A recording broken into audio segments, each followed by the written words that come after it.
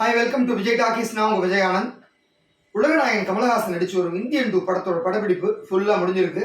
So production கம்பெனியான Lyca and Red Giant Movies ரெண்டு பேரும் சேர்ந்து லாஸ்ட் நாள் ஷெட்டில் வந்து கேக்கெல்லாம் கட் பண்ணி பொக்கையெல்லாம் கொடுத்து ஒரு ஷூட்டிங்கை முடிச்சிருக்காங்க. ஸோ அதை பற்றி ஒரு டீட்டெயில் தான் நீங்கள் பார்க்க போகிறோம் ஷோவில். வாங்க.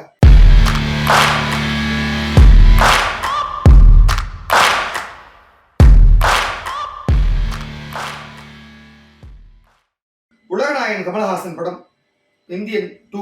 அந்த படம் வந்து முதல்ல தொடங்கப்பட்டது சங்கர் டைரக்ஷனில். திடீர்னு அந்த படப்பிடிப்பில் வந்து இந்த கிரேன் விழுந்து ஒரு 2 பேர் இறந்து போயிட்டாங்க. அதுக்கப்புறம் சங்கருக்கும் ப்ரொடக்ஷன் கம்பெனிக்கும் இருந்த ஒரு மோதல் முற்றி ஒரு வழியாக ட்ராப் ஆயிடுச்சு படம். ஸோ படமே இனிமேல் வராது இந்தியன் 2 அப்படின்னு நினச்சப்ப இப்போ ஒரு 4 ஆண்டுகளுக்கு பிறகு மீண்டும் வந்து ரெட் ஜெயின் மூவிஸ் உள்ள வந்து விக்ரம் படம் சக்ஸஸ்க்கு அப்புறம் லைக்காவோட பேசி திருப்பியும் அதை டேக் ஆஃப் பண்ணுறதுக்கு நடவடிக்கைலாம் எடுத்தாங்க.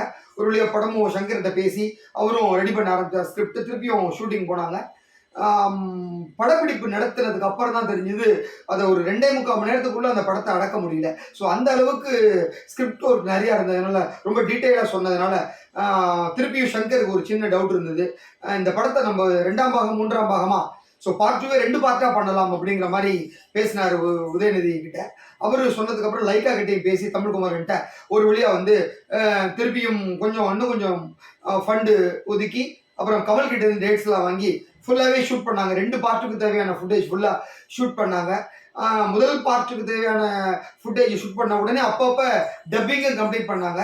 ஸோ கமல் முதல் பாகத்துக்கு தேவையான எல்லாமே டப்பிங் பண்ணி முடிச்சிட்டாரு. அதாவது பார்ட் 2ல் வந்து 2 போர்ஷன்ஸாக வருது. ஸோ முதல் போர்ஷனுக்கு ஆல்ரெடி ஷூட்டிங் முடிஞ்சுது, டப்பிங் முடிஞ்சுது. 2வது போர்ஷனுக்கு தேவையானதை ஷூட் பண்ணிட்டு இருந்தாங்க.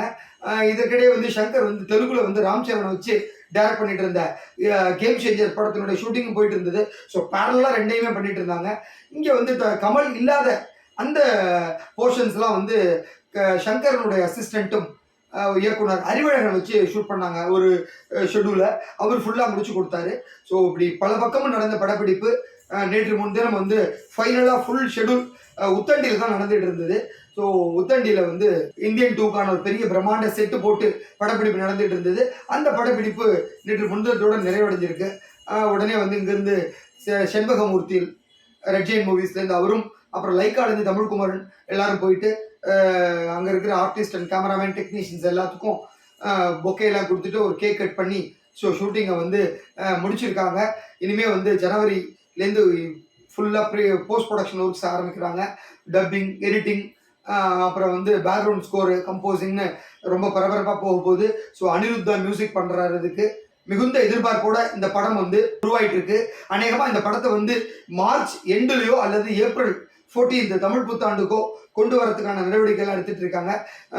இந்தியன் 2வோட பார்ட் 2வோட ஃபர்ஸ்ட் பார்ட் வந்து ஏப்ரல்லையும் மே ஜூன் விட்டுட்டு ஜூலை மாதம் செகண்ட் பார்ட்டையும் கொண்டு வரலாம் அப்படின்னு இருக்காங்க. இல்லாட்டினா ஆகஸ்ட் 15 அன்னைக்கு.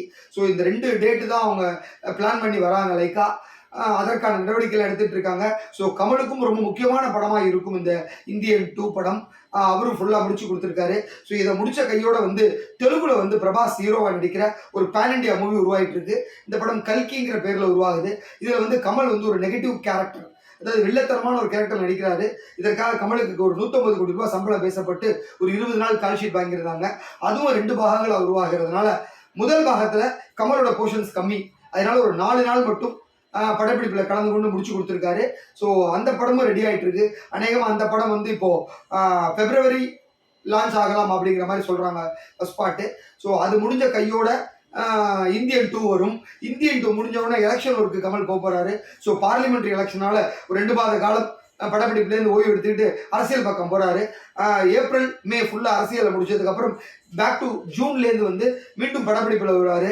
அந்த ஜூன் மாதம் வந்து அநேகமாக KH 233 அதான் வினோத் டைரக்ட் பண்ணுற படம் அது டேக் அப் ஆகுமா அப்படிங்கிறது கேள்விக்குறியாக இருக்குது. இல்லைனாக்கா வந்து ஆல்ரெடி மணிரத்னத்தோட படத்துக்கு ஃபோட்டோ ஷூட்லாம் முடிச்சு மாண்டேஜ் பிடிச்சி பேரும் ரிலீஸ் பண்ணிட்டாங்க, தக் லைஃப் அப்படின்னு சொல்லிட்டு. ஸோ தக் லைஃபோட படத்தில் ஷூட்டிங் ஆரம்பிக்கலாம் ஜூன்லேருந்து அப்படிங்கிற ஒரு பிளான் இருக்குது. அநேகமாக மணிரத்னம் படத்தை முன்னாடி முடிச்சாருனாக்க அடுத்து தான் வினோத் படமாக இருக்கும். இல்லைன்னா இதுக்கு ஃபர்ஸ்ட் ஷெடியூல் முடிச்சுட்டு அப்புறம் வந்து 233யோட வினோத் படத்துக்கு டேட்ஸ் கொடுக்கறதுக்கும் வாய்ப்புகள் இருக்குது அப்படிங்கிற மாதிரி சொல்லியிருக்காங்க.